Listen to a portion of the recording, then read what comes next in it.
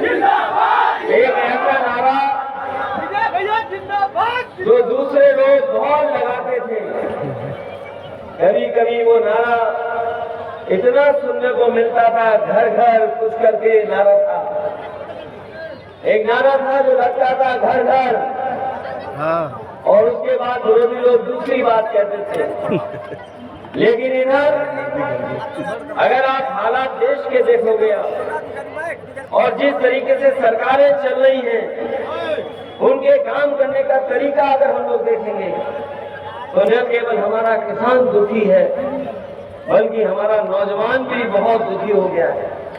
जहाँ किसानों को एक सपना दिखाया गया था कि भारतीय जनता पार्टी की सरकार बनेगी तो हमारे किसानों की आय दोगुनी हो जाएगी। मैं इस कोने से लेकर के पूरे मैदान और आसपास और मंच में भी सभी हम किसान देख रहे हैं या खेती बाड़ी से जुड़े लोगों को देख रहे हैं।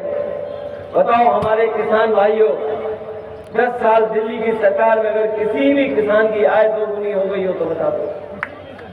अगर किसान अपनी पैदावार लेकर के बाजार भी गया होगा तो उसको जो कीमत मिलनी चाहिए वो नहीं मिली है। अपनी मेहनत खून पसीना बहा करके जो भी कुछ उसने पैदा किया होगा, ये जो सरकार है पिछले कई वर्षों से काम कर रही है, अभी हमारे किसानों की हालात को नहीं ठीक कर पाएंगे। किसानों की आय होगी जहां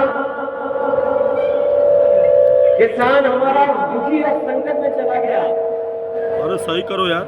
जहां हमारा किसान दुखी और संकट में चला गया, वहीं नौजवान भी हमारा बड़े पैमाने पर रोजगार होगी। अभी हम लोग अग्निवीर नौजवान से मिले जो अग्निवीर भर्ती देख रहे हैं। हमें वो समय भी याद है जिस समय अग्निवीर की व्यवस्था लागू हुई थी। न केवल उत्तर प्रदेश में बल्कि देश में विरोध हुआ था। नौजवान अपने आप सड़कों पे आ गए थे, चाहे वो इलाहाबाद रहा हो, बनारस रहा हो या कोई शहर रहा होगा, मेरठ से लेकर के बुलंदशहर से लेकर के सब नौजवान सड़कों पर आ गया था। उस नौजवान ने विरोध किया। उस आंदोलन को दबाने के लिए सरकार ने हर तरीका अपनाया। और मुझे याद है उस समय जो नौजवान पहचाने गए थे, कई लोगों को थाने से पुलिस से डराने का काम किया था। कई नौजवानों को उन पर मुकदमे लगा दिए थे। मैं अपने अग्निवीर नौजवानों को भी कहना चाहता हूँ और अपने नौजवान साथियों से कहना चाहता हूँ कि जहाँ नौकरी का संकट है, रोजगार का संकट पैदा किया है, आने वाले समय में आप बीजेपी की सरकार को हटाओ, अग्निवीर जैसी व्यवस्था को भी हटाने का काम हम लोग करेंगे। क्योंकि